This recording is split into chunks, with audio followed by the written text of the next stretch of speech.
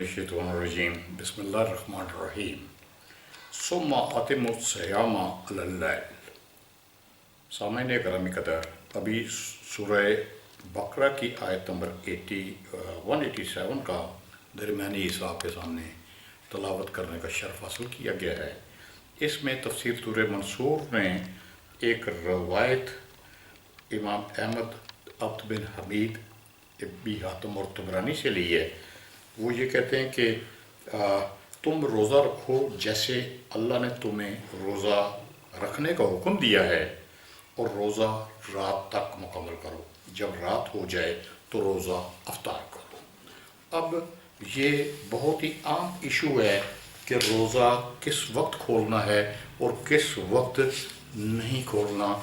اللہ تعالیٰ سورہ انعام کے اندر رات کے بارے میں بھی گفتگو فرما رہا ہے کہ سورہ انعام کی آیت نمبر 76 کا شروع کا حصہ ہے فَلَمَّا جَنَّ عَلَيْهِ اللَّيْلُ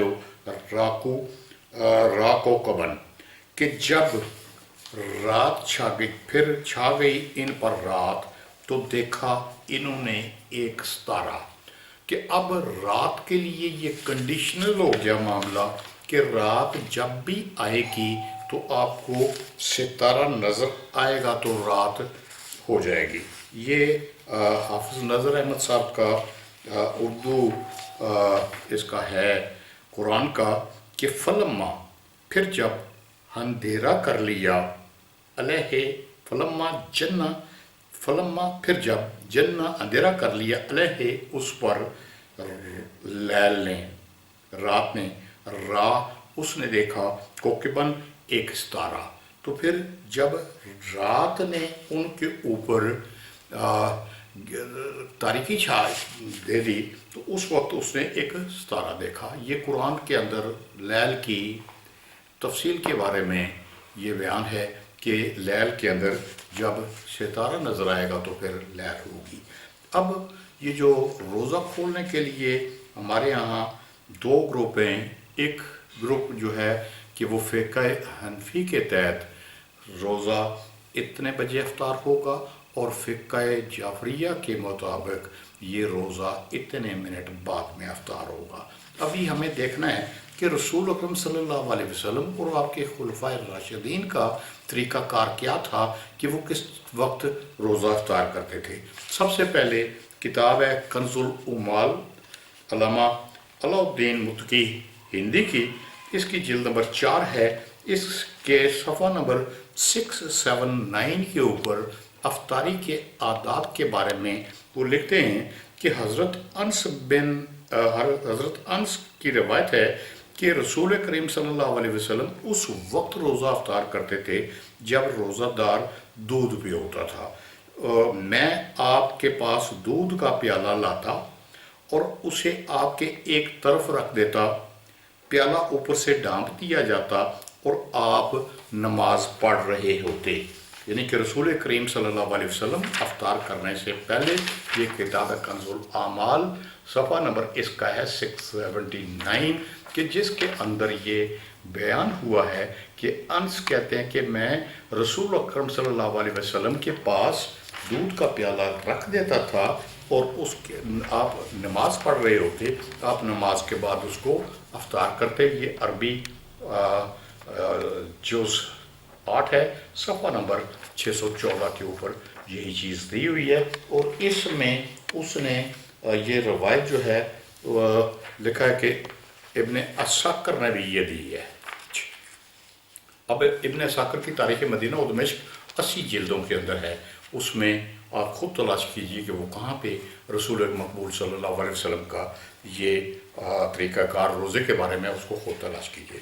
اب یہ کنز الاعمال جلد نمبر 4 ہے، اسی کے صفحہ نمبر 679 کے اوپر یہ لکھتے ہیں کہ حمید بن عبد الرحمن بن عوف روایت نقل کرتے ہیں کہ حضرت عمر اور حضرت عثمان رضی اللہ عنہ اس وقت نماز پڑھتے تھے جب افطاری سے قبل رات کی تاریکی دیکھ لیتے، پھر نماز کے بعد افطار کرتے، اور ان کا یہ عمل رمضان میں ہوتا تھا۔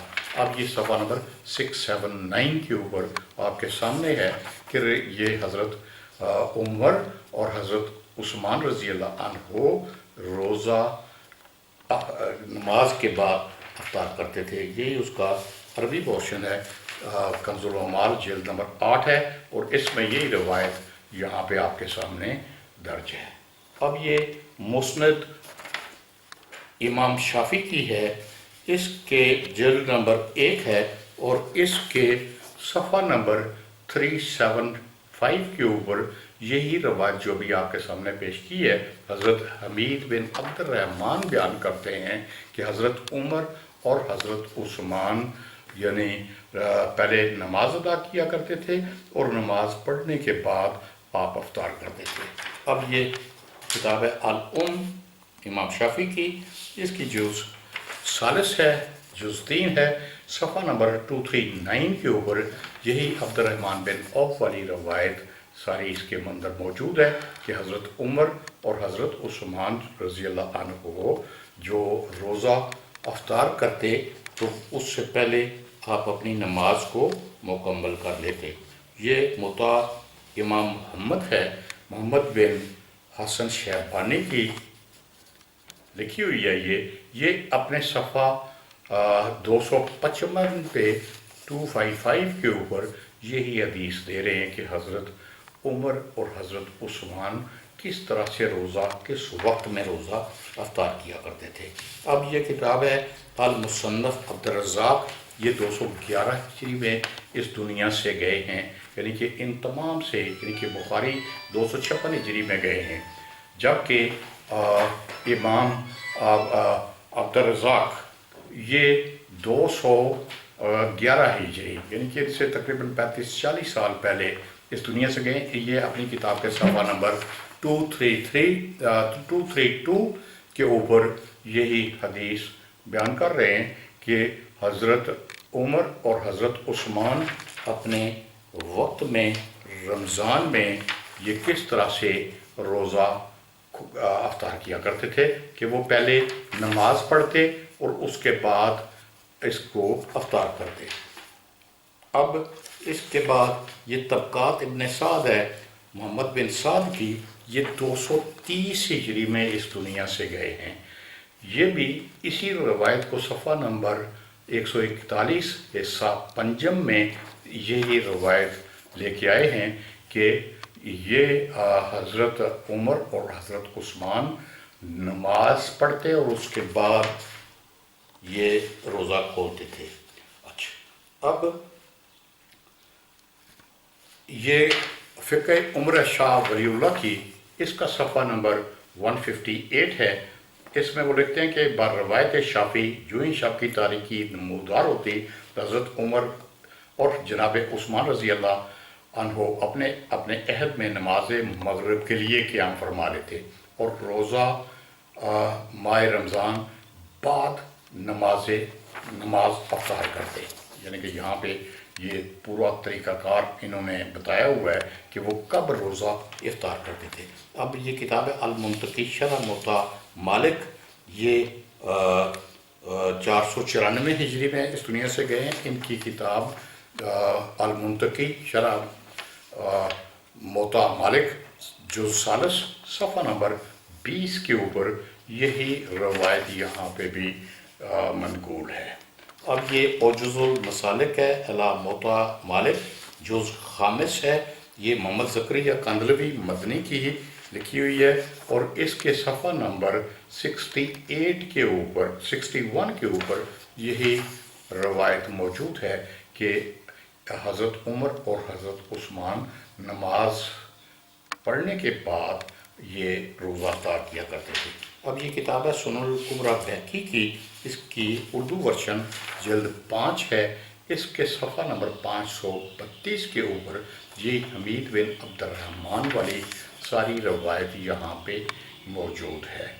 اب اسی کا عربی ورشن ہے سنن الکبریٰ بہقی، اس کی جلد 4 ہے، اس کے صفحہ نمبر 401 کے اوپر یہی روایت موجود ہے۔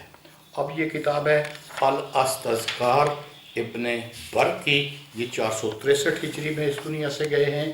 ان کے صفحہ نمبر 41 کے اوپر یہی روایت موجود ہے کہ حضرت عمر اور حضرت عثمان پہلے نماز ادا کرتے تھے اور اس کے بعد یہ روزہ افطار کرتے تھے۔ یہ کتاب ہے من شرح خاتم المحققین و امام العارفین علامہ زرقانی صحیح موطا امام مالک کے اوپر یہ لکھ رہے ہیں۔ ان کا صفحہ نمبر 89 ہے۔ یہاں پہ بھی یہ روایت درج ہے کہ کس طرح سے ہمارے یہ خلفائے راشدین میں سے 2 خلفاء کس طرح سے روزہ نماز کے بعد افطار کیا کرتے تھے۔ یہ کشف الغمہ ہے شورانی کی، اس کے صفحہ نمبر 445 کے اوپر اس کا یہ جز اول ہے، صفحہ 445 کے اوپر یہی روایت موجود ہے کہ یہ کس طرح سے روزہ افطار کیا کرتے تھے۔ اب کتاب الصیام من شرح العمدہ، یہ ابن تیمیہ کی یہ جو 728 ہجری میں اس دنیا سے گئے ہیں، انہوں نے بھی یہ حمید بن عبد الرحمن والی یہ روایت صفحہ نمبر 508 کے اوپر دی ہوئی ہے کہ یہ کس وقت جو روزہ افطار کیا کرتے تھے۔ اب اس کا یہ صفحہ 509 کے اوپر یہ باقی روایت کا پورشن موجود ہے کہ جو انہوں نے یہ بتایا ہے۔ اب یہ شرح صحیح البخاری ہے ابن بطال کی، اس کی جز رابع ہے، اس کے اوپر صفحہ نمبر 104 کے اوپر وہ یہی لکھتے وہ یفطران بعد الصلاۃ کہ وہ روزہ افطار کرتے نماز کے بعد۔ یہ اب کتاب ہے ازالۃ الخفا، شاہ ولی اللہ محدث دہلوی، جلد نمبر 3 ہے۔ اس کے صفحہ نمبر 374 کے اوپر وہ یہ لکھتے ہیں کہ شافعی حمید بن عبد الرحمن سے عمر رضی اللہ عنہ اور عثمان رضی اللہ عنہ دونوں مغرب کی نماز اس وقت پڑھا کرتے تھے جب دیکھ لیتے تھے تاریک رات کی طرف، پھر افطار کیا کرتے تھے بعد نماز کے، اور یہ رمضان میں ہوتا تھا۔ اسی کے اندر یہ اس کا جو مترجم ہے اس نے حاشیہ لگا کے نیچے لکھا ہے کہ وجہ توفیق یہ ہے کہ غروب شمس ہوتے ہی پانی سے یا کھجور وغیرہ سے افطار کر کے نماز کے لیے کھڑے ہو جاتے، بعض فراغت کھانا کھاتے۔ یعنی کہ یہ اب اس نے اس کو تھوڑا سا بدلنے کی کوشش کی ہے کہ وہ حضرت عمر اور حضرت عثمان اپنا روزہ اس وقت افطار کرنے کے بعد پھر یہ اس کو کھولا یعنی نماز کے لیے جایا کرتے تھے۔ اچھا، اب یہ مصنف ابن شیبہ ہے، اس کے اندر بھی یہی چیز دی ہوئی ہے۔ اب فقہ عمر کے اندر بھی اس طرح یہ روایت موجود ہے۔ اب یہ جو وقت ہے روزے کا، اس کو آپ بہت بہتر طریقے سے سمجھ سکتے ہیں کہ رسول مقبول صلی اللہ علیہ وسلم کس وقت اپنا روزہ افطار کرتے تھے۔ حضرت عمر اور حضرت عثمان جو ہیں کہ وہ اپنا روزہ نماز پڑھنے کے بعد ادا کرتے تھے، اور وہی وقت ہے کہ جس کا یعنی کہ اللہ تعالیٰ نے قرآن کے اندر ارشاد فرمایا کہ ثم اتموا الصیام اللیل، کہ اپنا روزے کو تمام کرو رات تک، اور یہی وہ وقت ہے جب کہ نماز ادا کر دی جاتی ہے۔ تو اس کے بعد اگر آپ کا اتفاق ہو تو جائیے باہر اور جا کے اب آسمان کی طرف دیکھیے گا تو وہاں پہ آپ کو ستارہ بھی نظر آئے گا اور رات بھی ہو چکی ہوگی۔ تو روزہ کا اصل وقت وہی ہے جس میں روزہ کو کھولنا ہے۔ وسلام۔